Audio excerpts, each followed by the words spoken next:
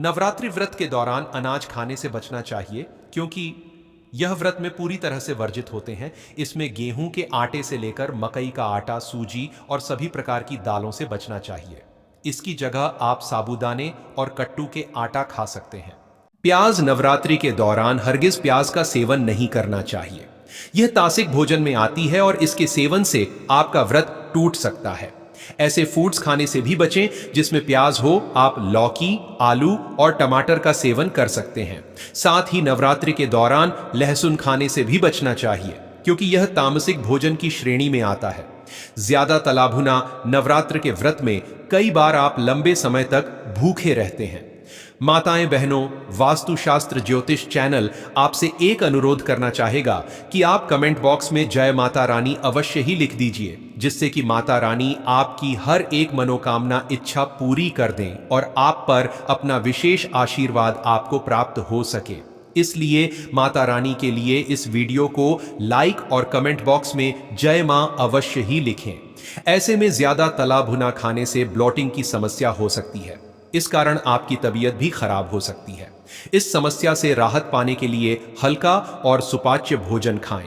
नवरात्रि में निम्नलिखित चीजें नहीं खानी चाहिए। मांसाहारी भोजन, मांस, मछली, अंडे और अन्य मांसाहारी उत्पाद। यह भोजन तमसिक ऊर्जा को बढ़ाते हैं और आध्यात्मिक विकास को बाधित करते हैं।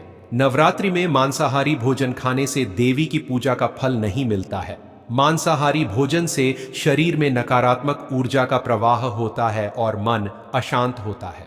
शराब और नशीले पदार्थ, शराब, बियर, वाइन और अन्य नशीले पदार्थ, यह पदार्थ नकारात्मक ऊर्जा को बढ़ाते हैं और मन को अशांत करते हैं। नवरात्रि में शराब और नशीले पदार्थों का सेवन करने से घर में अशांति और कलह का माहौल बनता है। शराब और नशीले पदार्थों से शरीर और मन दोनों पर नकारात्मक प्रभाव पड़ता है।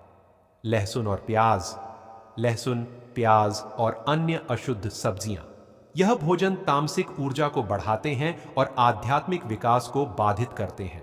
नवरात्रि में लहसुन और प्याज का सेवन करने से शरीर में गर्मी बढ़ती है और आध्यात्मिक विकास बाधित होता है। लहसुन और प्याज के बजाय अन्य सब्जियों का सेवन करना चाहिए।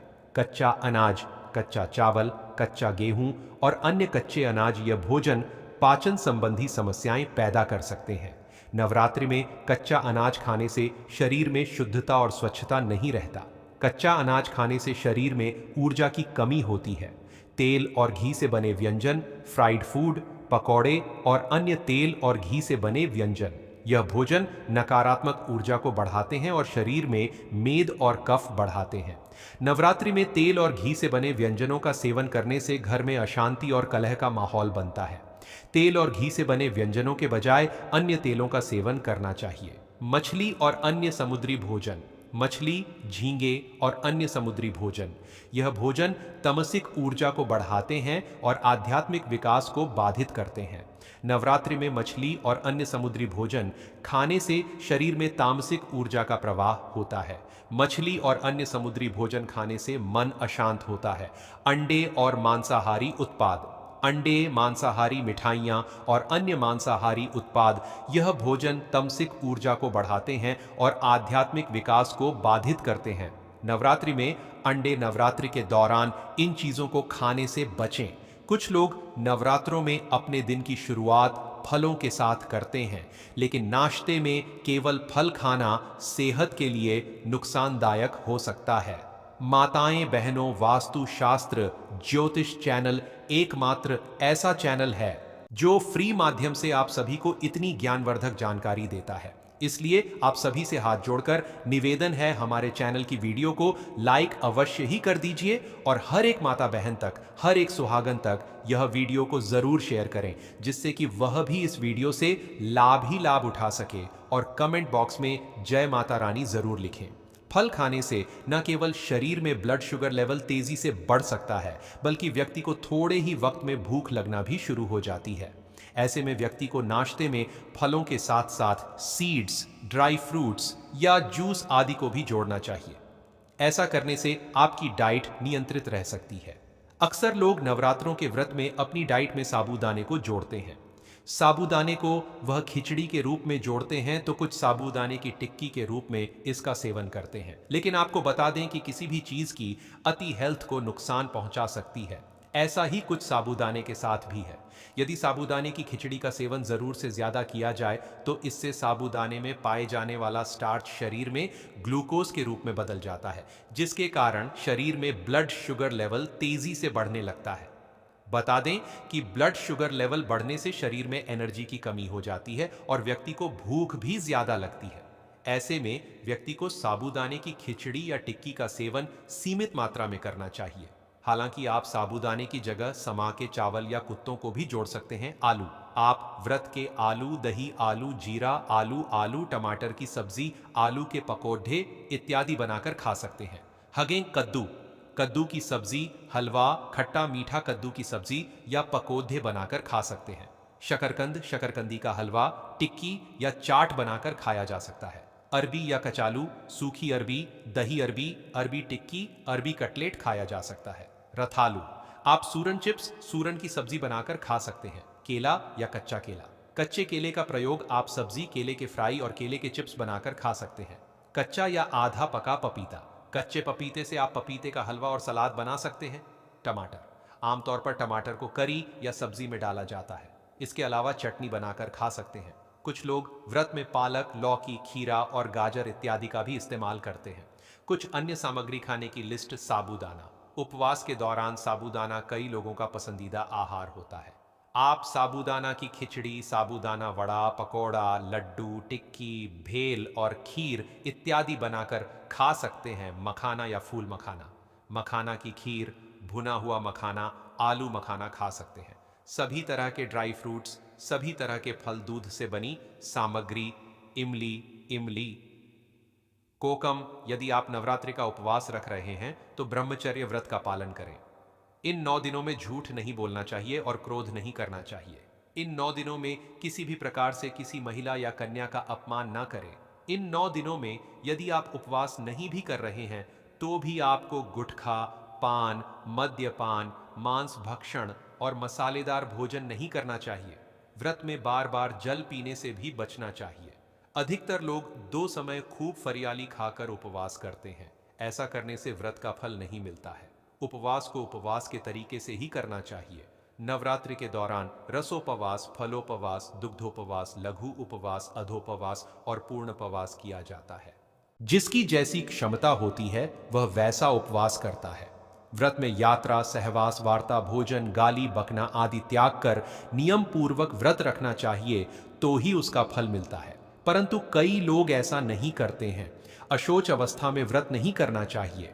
जिसकी शारीरिक स्थिति ठीक ना हो, व्रत करने से उत्तेजना बढ़े और व्रत रखने पर व्रत भंग होने की संभावना हो, उसे व्रत नहीं करना चाहिए।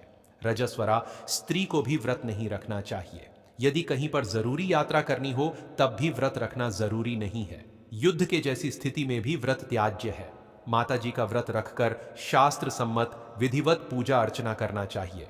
माताएं बहनों, वीडियो को लाइक जरूर कर दें और वास्तुशास्त्र ज्योतिष चैनल को सब्सक्राइब ना किया हो तो जरूर कर दें। व्रत को बीच में ही तोड़ना नहीं चाहिए। यदि कोई गंभीर बात हो तो ही माता से क्षमा मांगकर ही व्रत तोड़ा जा सकता है। अधोपवास अर्थात यदि एक समय भोजन करने का व्रत ले रखा है तो यह भी जानना जरूरी है कि भोजन में क्या खाना और क्या नहीं खाना चाहिए। जैसे नवमी के दिन लौकी नहीं खाते हैं, सप्तमी, अष्टमी या नवमी के दिन व्रत का पारण कर रहे हैं तो व्रत का उद्यापन जरूर करें और 9 कन्याओं को भोजन कराकर उन्हें दक्षिणा देना चाहिए। तभी व्रत का फल मिलता है जो आपको रोज सुबह नवरात्रि के दौरान करने चाहिए। मित्रों, आगे बढ़ने से पहले आप सभी से हाथ जोड़कर निवेदन है, हमारे चैनल की इस वीडियो को आप लाइक जरूर कर दें और हर एक उसे माता बहन का जरूर शेयर करें, यानी कि जिसके जीवन में दुख समस्या खत्म होने का नाम ही नहीं है। व्यक्ति को यह वीडियो की जरूरत है जिससे कि हर कोई इस वीडियो से लाभ ही लाभ उठा सके और वीडियो को लाइक और शेयर जरूर करें। साथ ही साथ कमेंट के नीचे जय मां दुर्गा जरूर लिखें। मां दुर्गा के दरबार के अंदर आपकी हाजिरी लग जाए। आप बात करते हैं आपको कौन से उपाय करने चाहिए। दोस्तों, नवरात्रि का दौरान पिता का दिन होता है, अच्छा पवित्रता का दिन होता है। माताएं बहनों, वास्तुशास्त्र ज्योतिष चैनल आपको कभी कोई गलत जानकारी नहीं देगा, इसलिए आप सच्ची हृदय से वीडियो को लाइक जरूर करें और ज्यादा से ज्यादा शेयर करें, जिससे कि माता दुर्गा की यह वीडियो भारत की हर कोने में पहुंच सके। क्योंकि हमारा यह संकल्प है कि भारत की हर कोने में हमारे चैनल की यह वीडियो पहुंची और उससे वह लाभ ही लाभ, हर माता बहन इस वीडियो से लाभ ही लाभ उठा सके। इसीलिए आप इस वीडियो को ज्यादा से ज्यादा शेयर करें और कमेंट बॉक्स में जय माता दुर्गा अवश्य ही लिखें, जिससे कि माता दुर्गा की कृपा आप पर एवं आपके पूरे परिवार पर हमेशा ही बनी रहे। जय मां दुर्गा। तो इस बात का आपको जरूर ध्यान रखना चाहिए कि नवरात्रि की जो भी सुबह होती है, आपको ब्रह्म मुहूर्त के अंदर ही उठ जाना चाहिए। नवरात्रि को देर तक आपको नहीं सोना चाहिए, क्योंकि साक्षात मां दुर्गा सुबह धरती भ्रमण के लिए निकलती है और जिस घर के अंदर एक्टिव एनर्जी होती है, वहां पर अपने आप ही मां दुर्गा प्रवेश कर जाती है और अपने कामों के अंदर लग जाए।